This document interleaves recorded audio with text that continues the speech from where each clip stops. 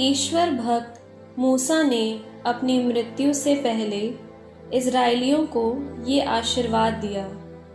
उसने कहा, प्रभु सिनाई से आया, वो सेईर से उन पर उदित हुआ, पाराना पर्वत से उसकी महिमा प्रकट हुई।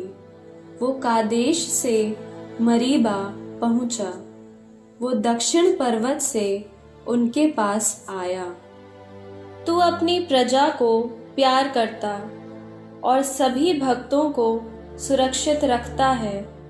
वे तेरे चरणों को दंडवत करते और तेरी शिक्षा मानते हैं।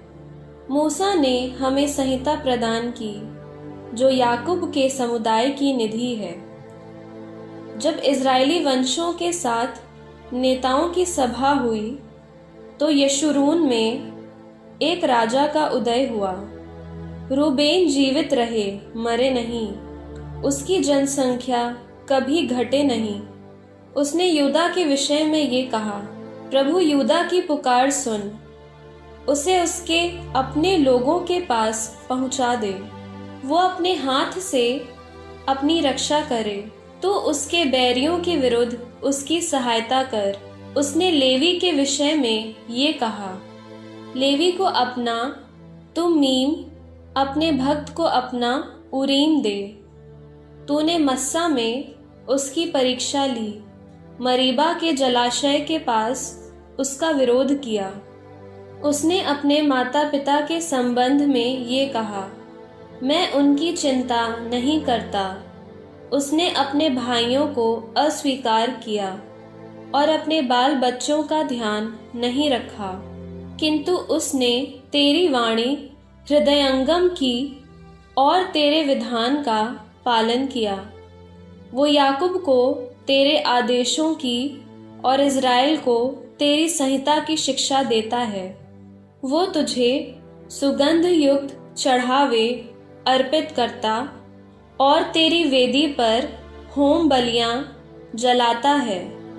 प्रभु उसका सामर्थ्य बढ़ा, उसके कार्यों में आशीर्वाद प्रदान कर। उसके विरोधियों की कमर तोड़, उसके बैरियों को फिर उठने न दे। उसने बेन्यामीन के विषय में ये कहा, प्रभु का ये कृपा पात्र सकुशल उसके सानिध्य में रहता है। सर्वोच्च प्रभु उसे सुरक्षित रखता है। वो प्रभु की पहाड़ियों के बीच निवास करता है। उसने यूसुफ के विषय में ये कहा, प्रभु उसके प्रदेश को ये आशीर्वाद दे, आकाश की निर्मल ओस, भूमि की गहराइयों का जल, धूप में पकने वाली और चांदनी में बढ़ने वाली उत्तम फसल, प्राचीन पर्वतों की उपज, चिरस्थायी पहाड़ियों की उर्वरता, पृथ्वी के उदार वरदान और प्रभु की कृपा दृष्टि, ये सब यूसुफ का शीश सुशोभित करे, जो अपने भाइयों में श्रेष्ठ है। वो पहलौठे सांड जैसा प्रतापी है, उसके सींग जंगली भैंसे के जैसे हैं। वो उनसे पृथ्वी के सीमांतों तक सभी राष्ट्रों को मारेगा। ऐसे ही है इफ्राइम के लाखों वंशज, ऐसे ही है मनस्से के सहस्रों वंशज। उसने जबुलोन के विषय में ये कहा, जबुलोन अपनी यात्राओं में आनंद मनाओ, इस्साकार अपने तंबुओं में आनंद मनाओ। वे वंशों को पर्वत पर बुलाते हैं, जहां वे निर्धारित बलियां चढ़ाते हैं। वे समुद्र से धन निकालते हैं और बालू से छिपी हुई संपदा। उसने गाद के विषय में ये कहा, धन्य है वो जो गाद का विस्तार करता है। गाद उस सिंह की तरह झुक कर बैठा है, जो शिकार की बाह और सिर फाड़ता है। उसने सर्वोत्तम भूभाग अपने लिए चुना, जहां उसे नेतृत्व का भार सौंपा गया।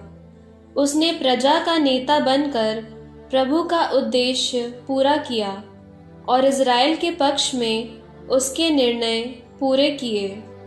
उसने दान के विषय में ये कहा, दान एक युवा सिंह है जो बाशान से कूदकर आता है।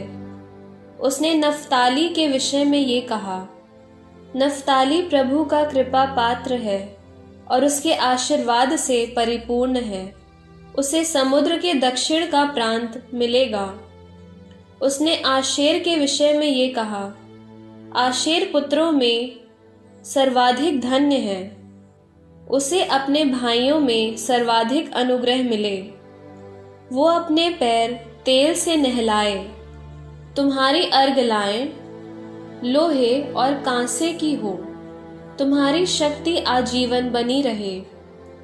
यशरून, ईश्वर के तुल्य कोई नहीं। वो महिमा से विभूषित होकर बादलों पर आरूढ़ आकाश के मार्ग से तुम्हारी सहायता करने आता है।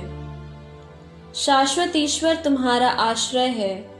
उसका बाहुबल निरंतर सक्रिय है। वो तुम्हारे सामने से ये कहते हुए तुम्हारे शत्रु को भगाता है, उसे मिटा दो।